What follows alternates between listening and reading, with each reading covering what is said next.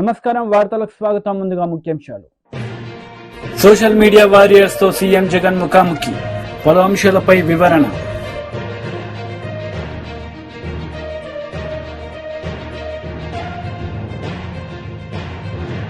Alampur parliamentary meeting లో పాల్గొన్న మాజీ మంత్రి కేటీఆర్.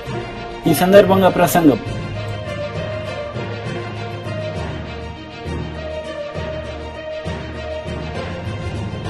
గజపతి నగరం నియోజకవర్గం ఆడబిడ్డలతో టీడీపీ అధినేత నారా చంద్రబాబు నాయుడు ముఖాముఖి, పలు అంశాలపై వివరణ.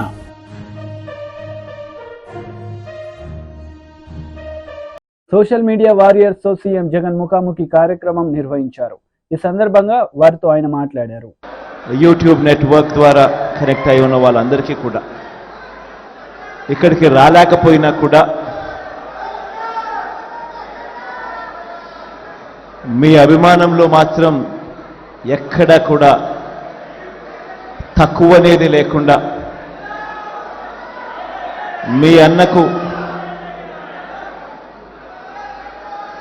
ఈ దాదాపుగా 5 సంవత్సరాల పాటు మనం అధికారంలోకి రాక మునుపుడు నుంచి ఇప్పటిదాకా ప్రతి సందర్భంలోనూ తోడుగా ఉంటూ వస్తా ఉన్న నా చెల్లెమ్మలకు, నా తమ్ముళ్లకు,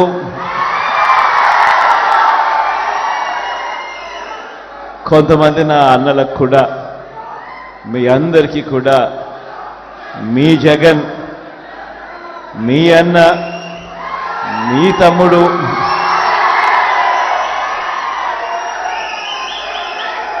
పేరు పేరున 2 చేతులు జోడించి శిరస్సు వంచి కృతజ్ఞత తెలుపుతా ఉన్నాను.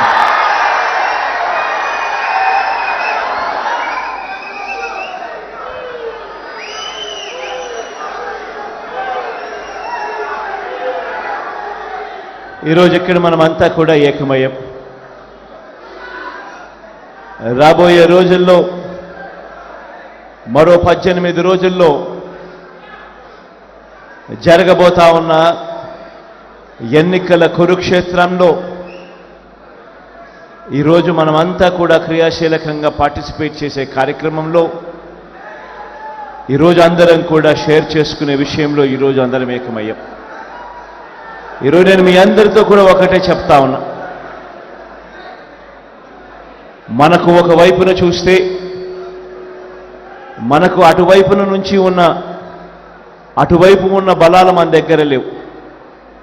అటువైపు మనం యుద్ధం చేస్తూ ఉన్నది ఎవరితో అని చెప్పి చూస్తే ఇటువైపున కేవలం మీ జగన్ ఒకే ఒక్కడు ఇటువైపున కనిపిస్తాడు.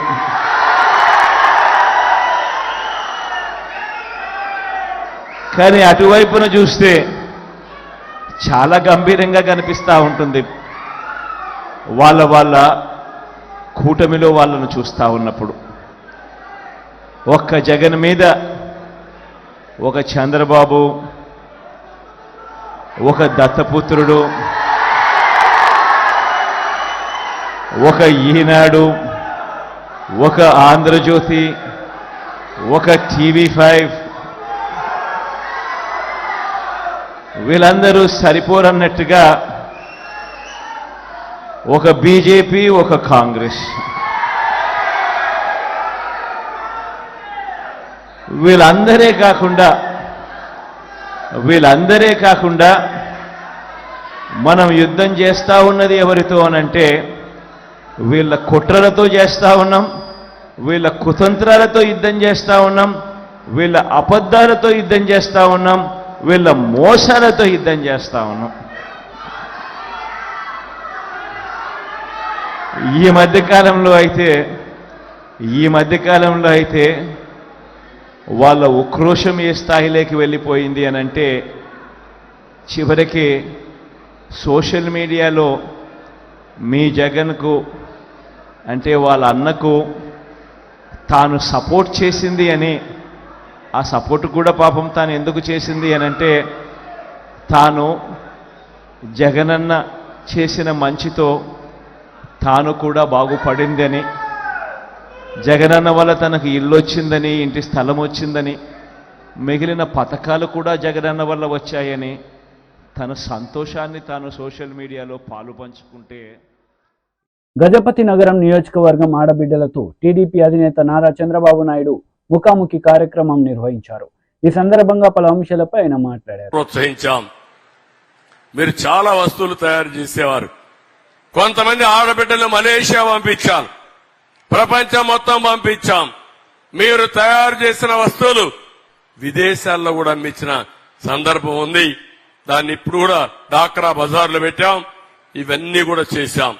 నేను ఆ విషయం కూడా మీకు ఒకసారి చెప్తాను. ఉచితంగా ఇంకొక పక్క నేను చెప్పాను, ఎప్పుడో దీపం పెట్టి ఉచిత గ్యాస్ సిలిండర్ ఇచ్చాను.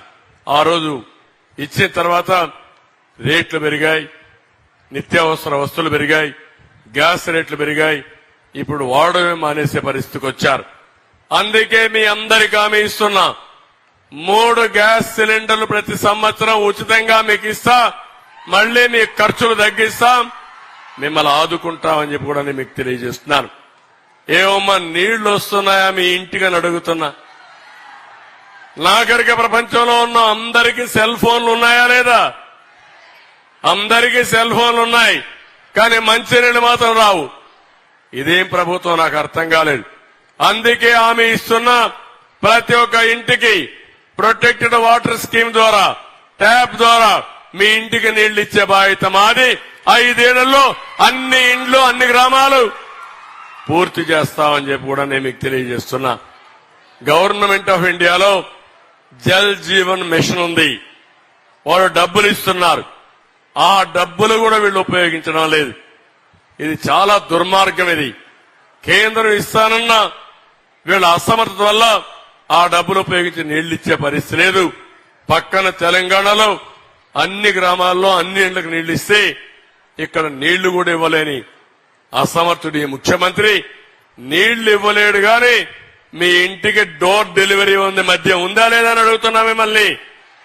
ఎవరు కావాలన్నా మద్యం మీ ఇంటికి పంపిస్తున్నాడు. గంజాయి మాత్రం దొరుకుతుంది, మంచినీళ్ళు దొరికే పరిస్థితి లేదు. అందుకే ఒకే ఒక విషయం మీకు చెప్తున్నా. నా ఆలోచన, నా ఆశయం ఎన్టీ రామారావు గారు ఎప్పుడో చెప్పారు, పేదరికం లేని సమాజాన్ని చూడాలనేది ఎన్టీ రామారావు గారి ఆశయం. నేను అందుకే హామీ ఇస్తున్నా, ఈ రోజు నుంచి నేను ఏ పని చేసినా ఈ పేదవాళ్ల దృష్టిలో పెట్టుకునే పని చేస్తా. మీకు అది కూడా కొంతమందికి అనుమానం రావచ్చు, ఎట్లా చేస్తారని కూడా. మీరు కొన్ని విషయాలు మీరు గుర్తుపెట్టుకోవాలి. 25 ఏళ్లు 30 ఏళ్లకు మునిపైతే, నేను చిన్నప్పుడైతే మా ఊర్లో కరెంటు కూడా ఉండేది కాదు. నేను ఎలిమెంటరీ స్కూల్ ఉన్నప్పుడు అప్పుడప్పుడే కరెంటు వచ్చింది.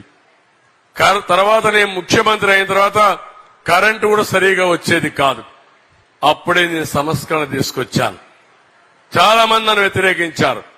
అవి తీసుకొచ్చిన తర్వాత ఎక్కడా కరెంటు కొరత లేకుండా చేసిన పార్టీ తెలుగుదేశం పార్టీ. జవాబుదారీతనం తీసుకొచ్చిన పార్టీ తెలుగుదేశం పార్టీ. ఈ రోజు మీరు చూస్తే మీ ఇంటి మీద మీరు సోలార్ ప్యానెల్స్ పెట్టుకుని మీకు కావలసిన కరెంటు మీ ఇంటి దగ్గరనే ఉత్పత్తి చేసుకునే పరిస్థితికి వచ్చాం. ఇది గాని చేసుకుంటే మీకు అవసరమైతే కరెంటు మీరే ఉత్పత్తి చేసుకుంటారు, మీ ఇంటికి మీరే వాడుకుంటారు. మీ పొలంలో సోలార్ పంప్ సెట్స్ పెడితే కరెంటు వాడుకుంటారు. సర్ప్లస్ వస్తే గవర్నమెంట్ కి ఇస్తారు. ఇలాంటి వినూత్నమైన విధానాల వల్ల ఈరోజు ఒక్క విషయం మీకు చెప్పాను. ఒకప్పుడు నేను చూసేవాడిని, గ్రామాలకు రోడ్లు కూడా ఉండేటి కాదు. టీడీపీ అధికార ప్రతినిధి కొమ్మారెడ్డి పట్టాభిరామ్ మీడియా సమావేశం నిర్వహించారు. ఈ సందర్భంగా సీఎం జగన్ పై మండిపడ్డారు. లేదు కాబట్టి ఫైనల్ అకౌంట్స్ తేల్చుకుందాం అని చెప్పి తిరుగుతా ఉన్నాడు. ప్రతి జిల్లాకి వెళ్ళటం, ఆ జిల్లాలో ఉన్నటువంటి తన మాఫియానంతా పిలవటం. ఏంటా బ్రదర్ చెప్పు, ఏంటి లెక్క చెప్పు, ఏంటి ఇసుక లెక్క ఎంత, 5 సంవత్సరాలు ఇదిగో ఇంత దోచావు, నా తాడేపల్లి కొంపకి ఇంత పంపించావు, ఇంకెంత పెండింగ్ ఉంది, ఎప్పుడు ఇస్తావు, ఇంక ఫైనల్ ఇంక లేదు, అకౌంట్ సెటిల్మెంటే. ఎందుకంటే మన అకౌంట్ సెటిల్ చేస్తా ఉన్నారు ఇక్కడ ప్రజలందరూ. కాబట్టి మనం కూడా మన అకౌంట్ సెటిల్ చేసుకోవాలి కదా. నువ్వెంత వాటా తీసుకున్నావు, నాకు ఇస్తానన్నది ఎంత, ఇంకా ఇవ్వాల్సింది ఎంత, కాబట్టి ఆ లెక్కలు తేల్చండి అని చెప్పి ప్రతి జిల్లాలో ఊర్లో తెస్టేస్తా ఉన్నాడు. మైనింగ్ లో లెక్కెంత, ఇసుక దోపిడీలో లెక్కెంత, ఎర్రచందనంలో లెక్కెంత, ఇంత రావాలి బస్సులో, వేసే 4 మూటలు రావాలి, వేసే నా బస్సులో. వేసుకుని వెళ్ళిపోవాలి, మళ్ళీ ఇంకో జిల్లాకి అక్కడ కలెక్షన్ చూసుకోవాలి. సో ఈ బుస్ యాత్ర అంతా ఏంటంటే తాము 5 సంవత్సరాలుగా చేసినటువంటి భారీ అవినీతికి సంబంధించినటువంటి లెక్కలు తేల్చుకోవటానికండి. అంతకు మించి ఏమీ లేదు. ఈయన గారు మాటలు వినటానికి ఎవడు సిద్ధంగా లేడు, ఇంక ఏదో చేస్తానంటే నమ్మటానికి ప్రజలు సిద్ధంగా లేరు. కాబట్టి ఈ లెక్కలు తేల్చుకోవటానికి తన మాఫియాతో సమావేశాలు ఏర్పాటు చేసుకుని అకౌంట్ సెటిల్ చేసుకోవటానికి జిల్లా జిల్లా వెళతా ఉన్నాడు. ఇవాళ అదే రకంగా ఈ రాష్ట్ర ముఖ్యమంత్రి విజయనగరం జిల్లాలో కూడా అడుగుపెట్టాడు. మరి అక్కడ కూడా లెక్క బాగా తేల్చుకోవాల్సిన లెక్క చాలా ఉందండి. ఎందుకంటే విజయనగరం జిల్లాలో ఒక భారీ అవినీతి తిమింగళం అక్కడ కూర్చునుంది. మనందరికీ తెలుసు కదా, బొత్స సత్యబాబు ఫ్యామిలీ మింగేస్తా ఉన్నారు. జిల్లా మొత్తాన్ని కూడా పూర్తిగా జిల్లాకి క్షవరం చేస్తా ఉన్నారు. మొత్తం ఇది ఫ్యామిలీ ప్యాకేజ్ కదండి. బొత్సాది సింగిల్ అకౌంట్ కాదు, అది జాయింట్ ఫ్యామిలీ అకౌంట్ అది. కాబట్టి జగన్ రెడ్డి గారికి చాలా టైం పడుతుంది. విజయనగరం లెక్క తేల్చుకోవాలంటే, అక్కడ వీళ్ళు చేసినటువంటి దోపిడీ లెక్కలు తేలాలంటే పాపం 4-5 గంటలు, మినిమంగా 4-5 గంటలు ఫ్యామిలీ మొత్తాన్ని కూర్చోబెట్టి లెక్కలు తేల్చుకోవాలి. ఏమయ్యా సత్యబాబు, ఇసుకలో ఎంత దోచావు, మైనింగ్లో ఎంత దోచావు, నువ్వెంత తిన్నావు, నీ మేనల్లుడు చిన్నసీను నువ్వేదో బాగా దోచేస్తాడని జడ్పీ చైర్మన్ ఇమ్మంటే ఇచ్చాను, ఏమయ్యా చిన్నసీను నువ్వెంత మింగావు, ఇదిగో ఇంతే. మళ్ళీ ఫోన్ చేస్తాడు మధ్యలో, తాడేపల్లి కొంపలో ఒక చిత్రగుప్తుడు ఉన్నాడు కదా, జీతగాడు సజ్జల, ఫోన్ చేస్తాడు, ఏమయ్యా సజ్జల చిన్నసీను లెక్క ఎంత రావాలి, మనకి ఎంత వచ్చింది, ఇంత రావాలా, ఇదిగో ఇంత రావాలంటే బస్సులే 4 మూటలే బస్సులో. ఏమయ్య సత్యబాబు నీ పరిస్థితి ఏంటి, ఇలా మొత్తం ఒక్కొక్కడిని కూర్చోబెట్టి అడుగుతాడు. ఏమయ్య గజపతి నగరం, ఏమయ్య అప్పల నరసయ్య ఏంటి నీ సంగతి ఏంటి, ఇదిగో బాగా ఇంత మింగావు కదా, ఇంత పెండింగ్ ఉంది లెక్క సెటిల్ చేయి. లేదంటే ఆ నెల్లిమల్ల అక్కడ అప్పలనాయుడు, మొత్తం ఫ్యామిలీ కదా, సత్యబాబు ఫ్యామిలీ మొత్తం ఇదే పనిలో ఉంటారు కదా. విజయనగరం జిల్లాని మొత్తం కూడా దోచవతలు బారేశారు. కాబట్టి జగన్ రెడ్డి వాళ్ళ విజయనగరం జిల్లా దేనికి వెళ్ళాడంటే, ప్రతి జిల్లాలో ఏ విధంగా అయితే తన YSRCP trade union president Gautam Reddy media సమావేశం నిర్వహించారు. ఈ సందర్భంగా పలు అంశాలపై ఆయన మాట్లాడారు. పైన ప్రేమాభిమానాలు కలిగినటువంటి వ్యక్తి కాబట్టి అవుట్ సోర్సింగ్ కార్పొరేషన్ ఏర్పాటు చేసి లక్షలాది మంది ఉద్యోగుల యొక్క జీవితాలు బాగు చేయటమే కాకుండా ఉద్యోగ భద్రత కల్పించినటువంటి ఆయన ఆర్టీసీని, కార్పొరేషన్ గా ఉండేటువంటి ఆర్టీసీని ప్రభుత్వంలో విలీనం చేసి వేలాది మంది ఉద్యోగస్తులందరినీ కూడా పర్మనెంట్ చేసినటువంటి ఇది కనపట్లేదా చంద్రబాబు నాయుడు, రామోజీరావు అనేటువంటి మేము అడుగుతా ఉన్నాం. ఇదే కాదండి, ఇవాళ దీనిలో కూడా మీరందరూ కూడా తెలిసినటువంటి విషయం, ఈ ఉద్యోగ సంఘాలన్నీ కూర్చుని నియమ నిబంధనలు తయారు చేశారు. అదే గనక కాదు అనుకుని గనక ఈయన మొత్తాన్ని గనక కళ్ళు మూసుకుని మొత్తం అందరినీ కూడా చేసినట్లయితే ఇదే రామోజీరావు, ఇదే చంద్రబాబు నాయుడు అడ్డగోలుగా ఇచ్చేశారు, మీ ఇళ్లలో వాళ్ళకు కూడా ఇచ్చారనేటువంటి మాట మాట్లాడుతున్నారు. ఒక ప్రభుత్వ సంస్థలో ఉన్నప్పుడు, ఒక ప్రభుత్వాన్ని నడుపుతున్నటువంటి పద్ధతిలో ఒక నియమ నిబంధనల ప్రకారంగా వెళ్లేటువంటి స్థాయి జగన్మోహన్ రెడ్డి గారికి ఉన్నది కాబట్టి అందరు ఉద్యోగస్తుల్ని ఒప్పించి ఈ రకంగా తీసుకోవడం అనేటువంటి జరిగింది. ఇంకొక చిన్న విషయం చెప్పాలి, ఎస్సీ ఎస్టీ ఉద్యోగస్తులకి సంబంధించినంత వరకు ఆయన మాట్లాడతాడు, వారి ఉద్యోగాలు తప్ప తతిమాయ పర్మనెంట్ చేస్తా ఉన్నారు. కానీ అంటే ఏంటి దాని అర్థం అంటే, ఎస్సీ ఎస్టీ ఉద్యోగస్తులకి ఎవరైతే ఉద్యోగస్తుల పేరు మీద అనౌన్స్మెంట్ జరిగిందో వాటిల్లో కూడా అందరినీ కూడా నియామకం చేయాలనేటువంటి మాట మాట్లాడుతూ ఉన్నాడు ఈ రామోజీరావు గారు, చంద్రబాబు నాయుడు. అసలు వీళ్ళకి బుద్ధి ఉందా? అసలు వీళ్ళు ఏమన్నా భోజనం తింటున్నారా లేదా అనేటువంటి నాకు అర్థం కావట్లా. అశుద్ధం తింటున్నారు కాబట్టి ఈ రకమైనటువంటి రాతలు రాస్తా ఉన్నారు. ఇది సరైనటువంటి కాదు. ఇప్పటికైనా కూడా గ్రహించండి, ఉద్యోగస్తులంటే ప్రేమాతిశయములు కలిగినటువంటి జగన్మోహన్ రెడ్డి గారు మున్సిపల్ కార్మికులు 9,000, 8,000తో పనిచేస్తున్నటువంటి వాళ్ళు ఏకదమనే వాళ్ళు 21,000 రూపాయలు ఇచ్చినటువంటి ఘనత చంద్రబాబు నాయుడుకి దక్కిందా లేకపోతే జగన్ గారికి దక్కిందా? రోజు మేము అరెస్ట్ అయ్యేవాళ్ళం, రోజు ఉద్యమాలు చేసేవాళ్ళం. చంద్రబాబు నాయుడు 9,000 నుంచి పెంచేవాడు కాదు. జగన్మోహన్ రెడ్డి గారు పాదయాత్ర వచ్చిన తర్వాత సంతకాలు చేసేటువంటి మొట్టమొదటి సంతకాల్లో మున్సిపల్ కార్మికులకు 21,000 నుంచి 22,000 రూపాయలు తీసినటువంటిది జగన్మోహన్ రెడ్డి గారు. మరి ఇది కనపట్లేదా మీకు?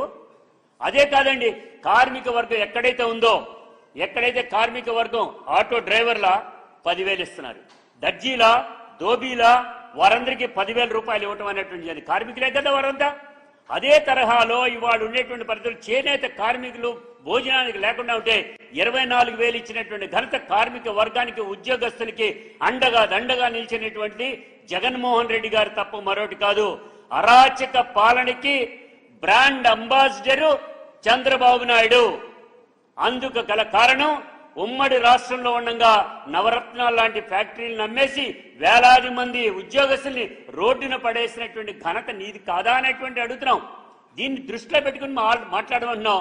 అంతేగాని ఈ రకమైనటువంటి తప్పుడు వార్తలు రాసి ప్రజల్ని ఏదో మభ్య పెడదాం అనేటువంటి చూస్తే ఏ ఒక్కడు నమ్మరు. ఉద్యోగస్తులు హ్యాపీగా. మహిళా కమిషన్ మాజీ చైర్పర్సన్ వాసిరెడ్డి పద్మ మీడియా సమావేశం నిర్వహించారు. ఈ సందర్భంగా టీడీపీ నేతలపై ఆమె మండిపడ్డారు.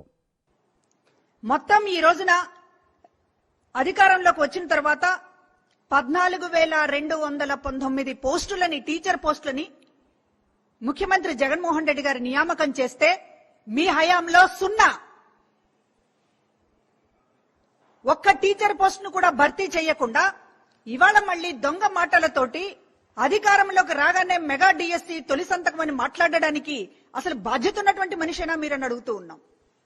ఈ రోజున మేము పాఠశాల విద్యకి అత్యధిక ప్రాధాన్యత ఇస్తున్నాం కాబట్టే ఎక్కడా కూడా వేకెన్సీ లేదు అనేటటువంటి విధంగా ప్రభుత్వ పాఠశాలల్ని ఇవాళ తీర్చిదిద్దాం. ఎక్కడ సబ్జెక్ట్ వైజ్ టీచర్స్ అనేటటువంటి కాన్సెప్ట్ తీసుకున్నాం. ఎక్కడా కూడా ఉపాధ్యాయులు లేకుండా ఉండకూడదు, ఖాళీలు ఉండకూడదు అనేటటువంటి దానితో రిక్రూట్ చేశాం. ఈ రోజు మళ్ళీ తాజాగా మళ్ళీ డిఎస్సిని కూడా మేము నోటిఫికేషన్ ఇచ్చున్నాం. దాని ద్వారా కూడా మొత్తం ఈ రోజున ఇంకా 6,100 పోస్టులని భర్తీ చేయబోతున్నాం. మొత్తం ఈ రోజున జగన్మోహన్ రెడ్డి గారు 20,319 టీచర్ పోస్టులని ఈ రోజు నియమిస్తుంటే మీ హయాంలో ఒక్క టీచర్ నియామకం కూడా జరగకుండా ఇవాళ మెగా డిఎస్సి మొదటి సంతకం అని మాట్లాడడం అనేటటువంటిది ఇది ఎంత బాధ్యతారాహిత్యమో ప్రజలకు అర్థం కావడం లేదని అనుకుంటున్నారా? పాఠశాలల్లో ఎక్కడా కూడా విద్యల విషయంలో, నాణ్యత విషయంలో రాజీ పడడం లేదు. వాళ్ళకి అత్యంత ఆధునికమైనటువంటి పాఠశాలను ఈ రోజున మీ కళ్ల ముందు చూపిస్తూ ఉన్నాం. నాడు నేడు ద్వారా 100 కోట్ల రూపాయలు వెచ్చించి జగన్మోహన్ రెడ్డి గారు ఎక్కడా కూడా పేద పిల్లలు చదువులో వెనకబడకూడదు, కార్పొరేట్ పాఠశాలలకి ధీటుగా చదువుకోవాలి అనేటటువంటి ఉద్దేశంతో ఈ రోజున పాఠశాలలను ఆధునీకరించడమే కాదు, టీచర్లను ఎక్కడా కూడా వేకెన్సీ అనేటటువంటిది లేకుండా వాళ్ళని నియమించడం దగ్గర నుంచి ప్రతి విషయంలో కూడా ఒక అత్యున్నత ప్రమాణాలను పాటిస్తున్నాం. అది మా కమిట్మెంట్. మీరు టీచర్లని నియమించరు, పాఠశాలల్ని గాలికి వదిలేస్తారు. గవర్నమెంట్ స్కూల్స్ అంటే మీకు అసలు అదొక పనికిరానటువంటి స్కూల్స్ కింద మీకు లెక్క. గాలికి వదిలేసి ఇవాళ మమ్మల్ని చూసిన తర్వాత ఇవాళ టీచర్ నియామకాల గురించి, పాఠశాల విద్య గురించి ఈ రోజు మీరు కళ్ళు తెరిచి మాట్లాడుతూ ఉంటే ఇవాళ ప్రజలు నవ్వుకుంటున్నారు. కాబట్టి ఇవాళ మెగా డిఎస్సి మీద తొలి సంతకం అనేటటువంటిది ఎంత బూటకమో మీ మొదటి సంతకమే బూటకం. అసలు మీ హామీలు 2014 అధికారంలోకి రావడానికి మీరు ఇచ్చినటువంటి హామీలు, మేనిఫెస్టో గురించి ఈ రోజు ప్రతి సభలోనూ జగన్మోహన్ రెడ్డి గారు చెప్తా ఉన్నారు. ప్రజలందరూ కూడా ముక్త కంఠంతో ఒక్కడి కూడా అమలు చేయలేదని చెప్తా ఉన్నారు. రుణమాఫీ దగ్గర నుంచి మీరు చెప్పిన ప్రతిదీ మోసమే. మళ్ళా ఈ రోజు 2024లో అధికారంలోకి వస్తే మొదటి సంతకం మెగా డిఎస్సి అని మాట్లాడుతున్నారంటే మీ మొదటి సంతకమే పెద్ద దగ. మీ మొదటి మాట, మొదటి సంతకం, మీ మొదటి హామీ ఏది కూడా ఈ రోజున. దుబ్బాక మాజీ ఎమ్మెల్యే రఘునందన్ రావు మీడియా సమావేశం నిర్వహించారు. ఈ సందర్భంగా ఇరు పార్టీలపై ఆయన మండిపడ్డారు. చెప్పిండు రఘునందన్ తోటి పెట్టుకోవద్దు రేవంత్ రెడ్డి గారు, నీకంటే 2 ఆకులు చదివి వచ్చినా ఎక్కువ అని. ఇవాళ కూడా అందుకని మంచిగా కలర్ఫుల్ గా పుస్తకాన్ని మంచిగా రాసి కలర్ఫుల్ పుస్తకాన్ని తీసుకొని వచ్చి మీ ఆఫీస్కి పంపిస్తా ఉన్నాం. మీరేం బాధపడకండి. దీన్ని కొరియర్లో మేమే మా సొంత పైసలు పెట్టి పంపిస్తా ఉన్నాం. కవర్ మీద అడ్రస్ కూడా రాసినాం. కవర్ లోపల ఓ పుస్తకం కూడా పెట్టినామన్న. ఇప్పుడు మీకు చూపించిన ఈ పుస్తకాన్ని బాజాప్తా గౌరవనీయులు శ్రీ ఏ రేవంత్ రెడ్డి గారు, honourable chief minister Telangana, 6th floor CMO secretariat Khairatabad Hyderabad Telangana 5,22,000. ఈ అడ్రస్ కి ఇప్పుడు కొరియర్ ద్వారా పంపిస్తున్నాం. కొరియర్ వల్ల ఎన్నడూ ఎన్ని గంటలకు ముట్టిందో కూడా తీసుకొచ్చి రిసీవ్డ్ కాపీ కూడా అడుగుతామన్నా. బాజాప్తా ఈ పుస్తకాన్ని ఇప్పుడు మీ అందరి సమక్షంలోనే సీల్ చేసి రేవంత్ రెడ్డి గారు ఈ రాష్ట్ర ముఖ్యమంత్రి గారికి పంపిస్తున్నారు. వింటున్నారు అనుకుంటా మా ఇంటెలిజెన్స్ సార్లు. ఈ కవర్ రాగానే వచ్చే ముఖ్యమంత్రి గారు టేబుల్ మీద పెట్టుర్రి. మెదక్కి నరేంద్ర మోడీ గారు ఎన్ని పైసలు ఇచ్చిరో లెక్క చెప్పుండ్రి. లెక్క సమాజ్ కాకపోతే ఒక తెలుగు టీచర్ని అడుగుండ్రి, లేకపోతే ఎకనామిక్స్ లెక్చరర్ని పిలువుండ్రి, మొత్తం టోటల్ చేసుకోండి. ఇవే కాదు, మీ కొడంగల్ అసెంబ్లీ నియోజకవర్గంలో ఉన్నటువంటి ప్రతి గ్రామ పంచాయతీకి డంప్ వాటికి ఇచ్చిన పైసలు, నర్సరీలకు ఇచ్చిన పైసలు, శ్మశాన వాటికలకు ఇచ్చిన పైసలు కావాలంటే ఇంకో పుస్తకం కూడా పంపిస్తా రేవంత్ రెడ్డి గారికి. అందుకని ఒక బాధ్యతాయుత స్థానంలో ఉండి బాధ్యత లేకుండా మాట్లాడి ఏదో బట్ట కాల్చి మీద వారేసిపోతా, నేను ముఖ్యమంత్రిని కదా, నేను ఏది మాట్లాడినా చెల్లుతుంది అనేటువంటి మీ విధానాన్ని నేను తీవ్రంగా ఖండిస్తా ఉన్నాను. మళ్ళీ చెప్తా ఉన్నా, దుబ్బాకలున్న మా గడి కోసం మీరు తొందరగా రావాలని. నా అవసరం లేదు, మా అమ్మ నాన్న అక్కడ మీకు స్వాగతం పలుకుతారు, మంచి తెలంగాణ భోజనం పెట్టి పంపిస్తారు, తొందరగా వచ్చి రిజిస్ట్రేషన్ చేసుకొని పోవాలని ముఖ్యమంత్రి గారిని ఆహ్వానిస్తా ఉన్నాను. మేము మాట్లాడితే మీకు వినడానికి ఇబ్బంది కనిపిస్తా ఉంది. రమ్మని పిలిస్తే రాలేదు, బస్సు వేసుకొని వస్తా అన్నారు. ఇక మీరు వచ్చుడు ఎందుకు, ఖర్చు ఎందుకు, ప్రభుత్వ పైసలు ఖర్చు ఎందుకని నేనే పట్టణం వచ్చిన, నా సొంత పైసలు పెట్టుకొని వచ్చిన, పుస్తకం కూడా నా సొంత పైసలు పెట్టుకొని పంపిస్తున్నా. నీకు చదివి మళ్ళీ ఎప్పుడు వస్తావో చెప్పన్నా, నేను రెడీగా ఉన్నా. నువ్వు వింటున్నావా, నీ పక్కనున్న తెరెనకాలున్న నీ మిత్రుడు హరీష్ రావు గారు వింటున్నారా, ఇనుమని చెప్పు. ఇది మీ ఇద్దరికి కూడా వర్తిస్తుంది. ఏమిచ్చిండు మోడీ అని మాట్లాడుతున్న హరీష్ రావు గారికి, నీకు ఇద్దరికి కూడా ఈ పుస్తకం సమాధానం చెప్తుందని నేను అనుకుంటున్నా. మీరు విన్నా, మీ మిత్రుడు హరీష్ గారు విన్నా, ఇద్దరు కలిసి వచ్చినా నాకేం ఇబ్బంది లేదు. వస్తూ 2 పేపర్లు చదువుకుంటూ వచ్చినా నా కారులో. సెప్టెంబర్ 17వ తారీఖున నిజాం షుగర్ ఫ్యాక్టరీని తెరుస్తా రేవంత్ రెడ్డి. ఇది సెప్టెంబర్ 17 నేను తెలంగాణ విమోచన దినాన్ని అధికారికంగా జరుపుతా అని చంద్రశేఖరరావు గారు స్టేట్మెంట్ ఇచ్చినట్టే కనబడుతుంది నాకు. అధికారంలోకి వచ్చేదాకా ఆయన గట్లే ఇస్తుండే, అధికారంలోకి వచ్చినాక ఎవరు చెప్పిన భయ్ జూన్ 2వ తారీఖు ఉన్నాక మళ్ళీ సెప్టెంబర్ 17 ఎందుకు అన్నాడు. ఈ సెప్టెంబర్ 17లు ఈ 15 ఆగస్టులో ఎందుకు వాయిదాలు పెడుతుండో రేవంత్ రెడ్డి గారు చెప్పాలి. ఆల్రెడీ అసెంబ్లీ ఒక హౌస్ కమిటీని వేసింది నిజాం షుగర్ ఫ్యాక్టరీ మీద. ఆ హౌస్ కమిటీ 100 రోజులలో తన నివేదికనిచ్చింది చంద్రశేఖరరావు ముఖ్యమంత్రి ఉన్నప్పుడు. ఆ హౌస్ కమిటీలో అందరినీ సభ్యుల్ని చేసుకొని నివేదిక తెప్పించారు.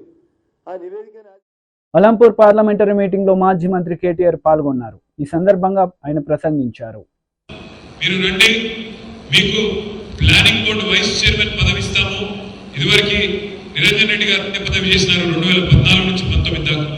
ఆ పదవి మీకు ఇస్తాము, కేబినెట్ ర్యాంక్ ఇస్తాము, మీరు పార్టీలోకి రండి అని అడిగినారు. ఆయన వద్దన్నాడు, నేను రానని చెప్పినాడు. మీరు ఐపీఎస్ ఆఫీసర్గా పనిచేసినారు, మీకు అనుభవం ఉంది, పరిపాలన అనుభవం ఉంది, మీరు వచ్చి పబ్లిక్ సర్వీస్ కమిషన్ చైర్మన్ పదవి తీసుకోండి అని మరొక ఆహ్వానం పంపినారు. నాకు వద్దు, నాకు అధికార లాలస కానీ లాలుచి కానీ లేదు, దాన్ని కూడా వద్దన్నాడు. చివరికి ఆయనకి చెప్పి పంపినారు, మన రాష్ట్రంలో 3 రిజర్వ్డ్ సీట్లు ఉన్నాయి, నాగర్ కర్నూలు ఉన్నది, వరంగల్ ఉన్నది, పెద్దపల్లి ఉన్నది, మీరు ఎక్కడ కోరుకుంటారో అక్కడికి పంపుతాము, మా పార్టీ తరఫున నిలుచుకోండి, డబ్బులు కూడా మొత్తం మేమే ఖర్చు పెడతాము, మీరు మా పార్టీ తరఫున రండి అని ఆఫర్ ఇస్తే అధికారాన్ని కాదని, అధికార పార్టీని కాదని, వాళ్ళ ప్రలోభాలను కాదని, ఇవాళ కష్టంలో ఉండే మన నాయకుడు కేసీఆర్ గారికి అండగా వచ్చిన దీశాలి ఒక ధైర్యవంతుడు మీ అలంపూర్ మట్టి బిడ్డ ఆర్ఎస్ ప్రవీణ్ కుమార్ గారు. నేను తప్పకుండా చెప్తా ఉన్నా ఈ మాట. ఆనాడు ఒక ఉన్నతాధికారిగా, ఏనాడు మత్సలేని జీవితం, అవినీతి ఆరోపణలను ఎదుర్కోలేం. పిల్లలకి చదువు చెప్పాలి, నాణ్యమైన చదువు వస్తే విద్యతోనే వికాసం వస్తుంది, వికాసంతోనే సమాజంలో సమానత్వం వస్తుంది అనే ఒక ఉదాత్తమైన ఆలోచనతో ఒక తరం బాగుపడాలి, ఒక పిల్లలు చదువుకుంటే ఆ తరం, ఆ కుటుంబం మొత్తం బాగుపడుతుందనే ఆలోచనతో కేసీఆర్ గారు గురుకుల పాఠశాలను 1000 గురుకుల పాఠశాలను పెడితే వాటిని సమర్థవంతంగా నడిపి లక్షలాది మంది ఆనిముత్యాల లాంటి పిల్లలను తయారు చేసిన అద్భుతమైన అధికారి మీ అలంపూర్ మట్టి బిడ్డ ఆర్ఎస్ ప్రవీణ్ కుమార్. వాళ్ళ అధికారిగా ఉన్నప్పుడే ఇంత మంచి పనులు చేయగలిగితే ప్రవీణ్ కుమార్ గారు, రేపు మీరు పార్లమెంట్ సభ్యుడిగా గెలిపిస్తే ఎన్ని అద్భుతాలు ఢిల్లీ వేదికగా చేస్తాడు మన కోసం, మన నాగర్ కర్నూలు పార్లమెంట్ కోసం ఒక్కసారి ఆలోచించమని చెప్పి నేను కోరుతా ఉన్నాను. దయచేసి ఇప్పుడే అన్నా వెంకటరామరెడ్డి అన్నారు, అలంపూర్ అనేది అవి చేయాలా. అందులో ముఖ్యంగా ఈ రాయచూరు పోయే రోడ్ ఏదైతే ఉన్నదో దీన్ని జాతీయ రహదారిగా చేయాలనే మాట వెంకటరామరెడ్డి అని చెప్తా ఉండేది. నేను ప్రవీణ్ గారిని కోరుతా ఉన్నా, సోదరుడు వెంకటరామరెడ్డి గారు విశేషమైన రాజకీయ అనుభవం, విశేషమైన ప్రజాభిమానం కలిగిన నాయకుడు. అదేవిధంగా తమ్ముడు విజయ్ కూడా చక్కగా ఈ మధ్యనే ఎమ్మెల్యేగా గెలిచి యువకుడుగా ఉత్సాహవంతుడుగా ప్రజల్లో ఉంటున్న నాయకుడు. వారితో కలిసి గట్టిగా మీరు కూడా అలంపూర్కు బ్రహ్మాండమైన సేవలు అందించాలని చెప్పి మనస్ఫూర్తిగా పార్లమెంట్ సభ్యుడిగా గెలిచిన తర్వాత ఈ పనులు చేసి పెట్టాలని చెప్పి కూడా ప్రవీణ్ అన్నను నేను విజ్ఞప్తి చేస్తా ఉన్నాను. ఇంకొక మాట కూడా నేను కోరుతా ఉన్నాను. ఇవాళ ప్రవీణ్ కుమార్ గారు పార్లమెంట్ సభ్యుడిగా గెలుస్తారు అనే టాకు మనం అభ్యర్థిగా డిక్లేర్ చేసినట్టు నుంచి అయింది. నేను ఇంకొక మాట కూడా నేను చెప్తా ఉన్నాను ఈ సందర్భంగా. గతంలో ఈ నెల 24వ తేదీన బీజేపీ, టీడీపీ, జనసేన ఉమ్మడి అనకాపల్లి ఎంపీ అభ్యర్థిగా నామినేషన్ వేయనున్నట్లు సీఎం రమేష్ చెప్పారు. అనకాపల్లిలో ఆయన మీడియాతో మాట్లాడారు. ఒకసారి అందరికి కూడా మరొకసారి నేను విన్నవించుకుంటున్నాను. అందరూ కూడా భారీగా ర్యాలీలో రావాలని చెప్పేసి తెలియజేస్తున్నాను. రూటు ఎలా వెళ్తుంది? ముఖ్యమంత్రి సిద్ధం సభలో లోకల్ ఎమ్మెల్యేని మాట్లాడించినాడు, క్యాండిడేట్ని, లోకల్ ఎమ్మెల్యే అభ్యర్థిని మాట్లాడించాడు. ఇక్కడ అనకాపల్లి అభ్యర్థిని.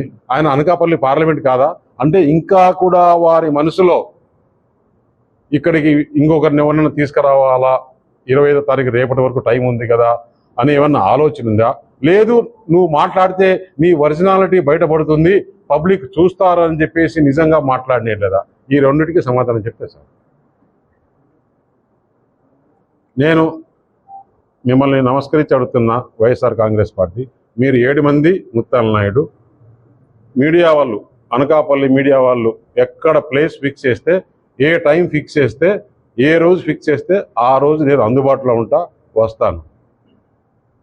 అసలు ఇక్కడ ఏం సమస్యలు ఉన్నాయి అనే అవగాహన మీరు టైం కావాలంటే 4 రోజులు తీసుకొని రండి.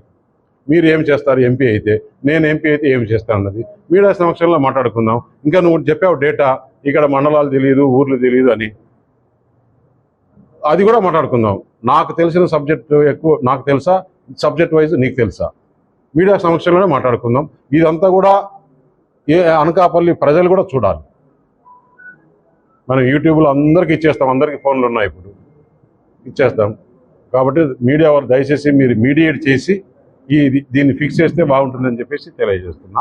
అలా మీడియా మిత్రులు అందరూ కూడా పాల్గొని ఈ సభను మొత్తం అందరికి కూడా కాన్స్టిట్యున్సీ ప్రజలకు, ఈ రాష్ట్ర ప్రజలకు కూడా, ఎందుకంటే రాజ్నాథ్ సింగ్ గారు అంత పెద్ద గొప్ప వ్యక్తి వస్తున్నాడు మన నామినేషన్ సందర్భంగా. దాని తర్వాత భారీ ర్యాలీ, భారీ బహిరంగ సభ, ఇవి మీరు కూడా అంతా కవర్ చేసి ఈ అనకాపల్లి ప్రజలకి, ఆంధ్రప్రదేశ్ ప్రజలకు పోవాలి. కొంతమంది నేషనల్ మీడియా కూడా వస్తున్నారు. మీకు దానికి కావాల్సిన వ్యాన్ కానీ కావాల్సిన కూడా మేము ఒక కోఆర్డినేటర్ని పెడతాము. వారితో అందరు కూడా కోఆపరేట్ చేసుకుంటే బాగుంటుందని చెప్పేసి ఇక్కడ జరిగేదన్నీ కూడా మీరు కూడా అందరికీ తెలియజేయాలని చెప్పేసి మిమ్మల్ని కూడా వేడుకుంటున్నాను. ధన్యవాదాలు. నన్ను క్వశ్చన్లు అడగచ్చు, బూడి ముత్యాలను క్వశ్చన్లు అడగచ్చు, వాళ్ళ 7 మందిని అడగచ్చు. బట్ వాళ్ళ 7 మంది ప్లస్ 8 మందికి నేను ఒక్కడనే సమాధానం చెప్తాను. ఫుల్ డేటా, పాపులేషన్ కాడ నుంచి గవర్నమెంట్ ఇచ్చి, సెంట్రల్ గవర్నమెంట్ ఎన్ని స్కీమ్స్ వస్తున్నాయి, దాంట్లో ఈ కాన్స్టిట్యున్సీలో ఎంత బెనిఫిషియర్స్ ఉన్నారు, కాన్స్టిట్యున్సీ వైజ్ కావాలంటే తీసుకుందాం, మండల వైజ్ కావాలంటే తీసుకుందాం, ఎంటైర్ పార్లమెంట్ కావాలంటే కూడా తీసుకుందాం. దేనికైనా రెడీగా సిద్ధంగా ఉంటాను. అంత ప్రిపేర్ అయ్యి వచ్చిన నేను అనకాపల్లికి వచ్చినప్పుడే. కాబట్టి ఆయనకు పార్లమెంటు అంటే ఏంటి, అసలు నువ్వు డిప్యూటీ సీఎంగా ఉన్నప్పుడు ఒక్క చెప్పుకోదగ్గ పని ఈ జిల్లాలో, అనకాపల్లి జిల్లాకు ఈ 7 నియోజకవర్గాల్లో చేసినాను నువ్వు చెప్పు, నేను చెప్తా. నువ్వు రేపు అసలు ఒకటి ముత్యాల నాయుడు చెప్పాల్సిన విషయం, రేపు పార్లమెంట్ ఎలక్షన్లు అయిపోయిన తర్వాత అసెంబ్లీలో ఒకవేళ జగన్మోహన్ రెడ్డికి మెజారిటీ వచ్చినాయి అనుకుందాం, వాళ్ళ పార్టీకి, జగన్మోహన్ రెడ్డి ముఖ్యమంత్రి అవుతాడు. లేదు కూటమికి వస్తే చంద్రబాబు నాయుడు ముఖ్యమంత్రి అవుతాడు. ఎంపీల వరకు తీసుకుంటే కూటమి ఎంపీలంతా మేము నరేంద్ర మోడీ గారికి సపోర్ట్ చేస్తే ఆయన ప్రధానమంత్రి అవుతాడు. వీళ్ళ ఎంపీలు ఎవరికి ప్రధానమంత్రిగా క్యాండిడేట్ చెప్పమానండి. అసలు ముత్యాల నాయుడికి తెలుసా మనం ఎక్కడున్నామని, ఏ పార్టీలో చేస్తున్నామని? అందుకని ఆయన జగన్మోహన్ రెడ్డి ఏమి చెప్తే అది చేసే కూడా లేదు. జగన్మోహన్ రెడ్డి వార్తలు ముగించే ముందు ముఖ్యాంశాలు మరోసారి. సోషల్ మీడియా వారియర్స్ తో సీఎం జగన్ ముఖాముఖి, పలు అంశాలపై వివరణ.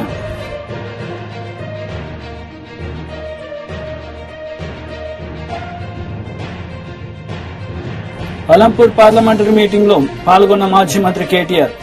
ఈ సందర్భంగా ప్రసంగం.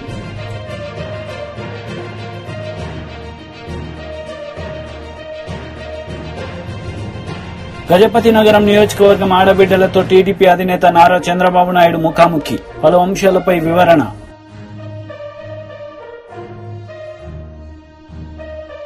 ఈ వార్తలు ఇంతటితో సమాప్తం. తిరిగి ప్రసారమయ్యే వార్తల్లో మళ్ళీ కలుద్దాం. అంతవరకు సెలవు. నమస్తే.